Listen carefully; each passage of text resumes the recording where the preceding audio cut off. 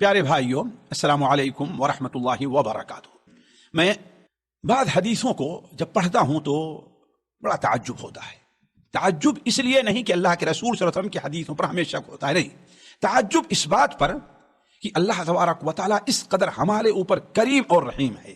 چنانچہ بار بار یہ حدیث مجھے اپیل کرتی ہے، جو حدیث سنن ابو داؤد میں، سنن ترمذی میں، سنن نسائی میں، سنن ابن ماجہ میں، مسند احمد میں اور دیگر کتب حدیث میں ایک صحابی اوس ابن اوس الثقفی رضی اللہ تعالیٰ عنہ وہ بیان کرتے ہیں کہ ہم نے اللہ کے رسول صلی اللہ علیہ وسلم سے سنا، آپ فرما رہے تھے کہ جو شخص جمعہ کے دن غسل کرتا ہے اور اچھی طریقے سے غسل کرتا ہے، اپنے بالوں کو بھی دھولتا ہے، اپنے جسم کو اچھی طریقے سے دھولتا ہے، صابن، شیمپو وغیرہ کا استعمال کرتا ہے، تو جو شخص غسل کرتا ہے اور اچھی طریقے سے غسل کرتا ہے، وَبَكَّرَ وَابْتَكَرَ، اور جلدی جاتا ہے مسجد میں، دیر نہیں کرتا جانے میں۔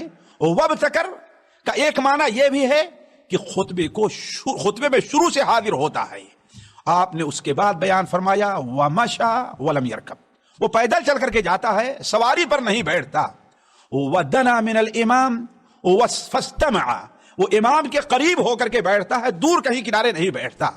وَاسْتَمَعَ، اور جب امام خطبہ دینے شروع کرتا ہے تو اس کو بڑے غور سے سنتا ہے، اور خطبے کے درمیان وَلَمْ يَلْغُ، کوئی لغو اور بیکار کام نہیں کرتا، تو اسے کیا اجر ملنے والا ہے ساتھیو؟ تصور کریں آپ، کیا اجر ملنے والا ہے۔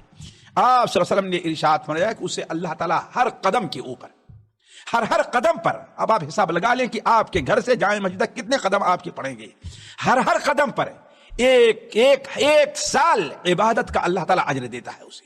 وہ کون سی عبادت؟ تہجد پڑھنے کی اور پھر روزہ رکھنے کا اللہ تبارک و تعالیٰ اسے اجر دے رہا ہے۔ یہ حدیث جمعہ کی عظمت سے متعلق کس قدر عظیم ہے ساتھیو، جمعہ کی فضیلت سے متعلق کس قدر اہم ہے، اور جمعہ کی یہ جو نعمت ہمیں ملی ہوئی ہے جمعہ کے دن کی، اللہ تبارک و تعالیٰ نے اسے دیگر قوموں کو محروم رکھا ہے۔ تو اب یہ دیکھنا ہے کہ یہ اجر ہمیں جو آپ نے آخر میں بیان فرمایا وہ کیسے ہمیں مل سکتا ہے، اسی حدیث کو سامنے رکھتے چلیں آپ۔ پہلی چیز یہ ہے کہ تمام اعمال کا دار و مدار جب نیت کے اوپر ہے تو ہمیں جمعہ کے دن کی اہمیت کو پیش نظر رکھنا چاہیے، اس کی عظمت کا ہمارے سامنے ہمیں دھیان میں رکھنا چاہیے، اور یہ سوچنا چاہیے کہ جمعہ کے دن، حضرت اوس ابن اوسی سے حدیث میں ہے ان من افضل ایامکم یوم الجمعہ، تمہارا سب سے بہتر دن یا سب سے بہتر دنوں میں سے ایک دن کون ہے؟ جمعہ کا ہے۔ بلکہ صحیح مسلم کی ایک روایت میں ہے کہ اللہ کے رسول صلی اللہ علیہ وسلم نے اسے سال کا سب سے افضل دن قرار دیا۔ بلکہ ایک اور حدیث جو مسند احمد وغیرہ میں ہے ابو لبابہ سے مروی ہے کہ تمام دنوں کا سردار جمعہ کا دن ہے۔ دوسرا عمل ہمیں کیا کرنا چاہیے کہ ہم یہ اجر حاصل کر لیں کہ ایک قدم پر ایک سال عبادت کرنے کا ہمیں ثواب ملے۔ دوسرا عمل کیا ہے؟ انسان غسل کرے اور خوب اچھی طریقے سے غسل کرے۔ بہت سے لوگ اس سلسلے میں کوتاہی کرتے ہیں جس کے بیان کا یہ موقع نہیں ہے۔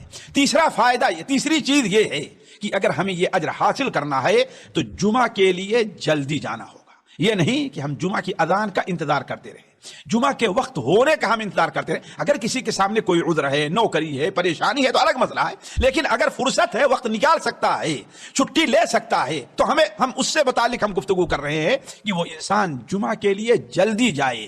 بلکہ بعض سلف کا معاملہ یہ تھا کہ جمعہ کے لیے تیار ہو کر کے فجر سے پہلے ہی آ کے مسجد بیٹھ جایا کرتے تھے۔ آج یہ سنت ہمارے یہاں سے غائب ہے۔ آپ 11:30 بجے 12 بجے مسجد میں داخل ہوئیے اور آپ کو جمعہ کی نماز پڑھنے والا شاید کوئی نہ دکھا دے، مسجد کا مؤذن یا مسجد کی صفائی کرنے والا وہی انسان آپ کو دکھائی دے گا۔ چوتھا ادب یہ ہے جس کی وجہ سے ہمیں یہ اجر ملے گا کہ انسان پیدل چل کر کے جائے۔ مسجد بہت دور نہیں ہے، اتنی دور ہے کہ انسان پیدل آسانی سے جا سکتا ہے، لیکن اتنی دوری ہے کہ پیدل جانا مشکل ہے۔ تو نیت یہ ہونی چاہیے کاش کہ میرا گھر بھی مسجد کے قریب ہوتا تو میں بھی پیدل چل کر کے جاتا، گویا سواری سے نہ جائے۔ پانچواں ادب یہ ہے کہ امام کے قریب ہو کر کے بیٹھے۔ کچھ لوگ آئیں گے جمعہ کے دن پہلے، لیکن بالکل صف کے کنارے جا کر کے بیٹھیں گے یا مسجد میں سب سے پیچھے جا کر کے بیٹھیں گے، جس کا مشاہدہ آپ لوگ کرتے ہوں گے۔ ایسا شخص اس اجر کا مستحق نہ ہوگا۔ چھٹا ادب یہ کہ انسان خطبے کو غور سے سنے، اس میں کیا وعظ، کیا نصیحت کی جا رہی، اس کے اوپر توجہ دے۔ ساتواں ادب جس کی وجہ سے اجر مل سکتا ہے وہ یہ ہے کہ دوران خطبہ کوئی لغو کام نہ کرے۔ لغو سے کیا مراد ہے؟ انسان مسجد میں حاضر ہے لیکن اس کی توجہ کہیں اور ہے، انسان مسجد میں بیٹھا ہوا ہے اور اپنے بغل والے سے باتیں کر رہا ہے، انسان مسجد میں بیٹھا ہوا ہے اور اپنے کپڑے سے کھیل رہا ہے، انسان مسجد میں بیٹھا ہوا ہے اور اپنے ناخنوں کو توڑ رہا ہے، انسان مسجد میں بیٹھا ہوا ہے اور پیر کے اندر اگر کہیں چمڑے ہیں تو اس کو ادھیڑ رہا ہے، انسان مسجد میں بیٹھا ہوا ہے مسجد کی چٹائیاں اور مسجد کے اوپر مسجد کے اندر جو فرش بنا ہوا ہے اس سے کھیل رہا ہے۔ آپ صلی اللہ علیہ وسلم نے ارشاد فرمایا، صحیح بخاری اور صحیح مسلم میں ہے، من مس الحصى فقد لغا، جس شخص نے جمعہ کے دن کنکڑی بھی برابر کی اس نے لغو کام کیا، اور جو لغو کام کرے گا اسے جمعہ کا اجر نہیں ملے گا۔ آٹھواں ادب یہ ہے کہ جو شخص مل سکے میسر ہو تو خوشبو لگائے۔